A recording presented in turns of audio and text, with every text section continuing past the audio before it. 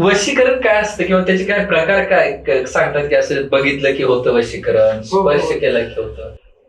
वशीकरणाचे खूप सारे प्रकार आहेत. त्याच्यामध्ये मुख्यत्वे अघोरशास्त्रामध्ये जेव्हा तुम्ही दशमहाविद्यांमध्ये जेव्हा तुम्ही काली किंवा तारा तंत्रामध्ये जाता किंवा छिन्न मस्ता तंत्रामध्ये जाता किंवा बगलामुखी शत्रुविनाशक तंत्रामध्ये शिकताय, त्यावेळेस तुम्ही वशीकरणाशी रिलेटेड काही गोष्टी शिकता. दशमहाविद्या किंवा तंत्र साधनेमध्ये षडकर्म आहेत. त्याच्यामध्ये मारण, मोहन, उच्चाटन, वशीकरण, आकर्षण हे सगळे प्रकार आहेत. त्याच्यामधलं वशीकरण हे प्रकार आहे.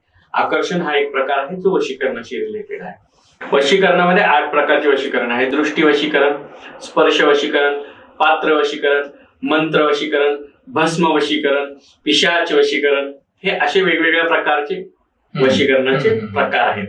मग दृष्टी वशीकरण म्हणजे माझी नजर इतकी त्या मंत्राने सिद्ध झालेली पाहिजे की मी एखाद्याच्या डोळ्यात डोळे घालून पाहिलं तरी मी त्याला वशीकरण करू शकले.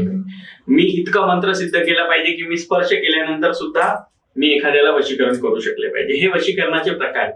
त्या वशीकरणामध्ये पण प्रकार येतात. मग त्याच्यामध्ये आकर्षण वशीकरण येतं, युगल वशीकरण येतं, राज वशीकरण येतं, अधिकार वशीकरण येतं.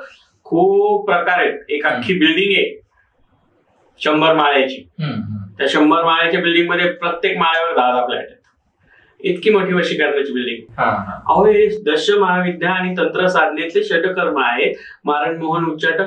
लोक सहज म्हणतात मी मारण क्रिया करणार, मी मारण क्रिया. माझ्यावर कोणी करीना. मला दाखवा काय करता तुम्ही नेमकं. हंडी उडून दाखवता. समोर या, माझ्या समोर दाखवा.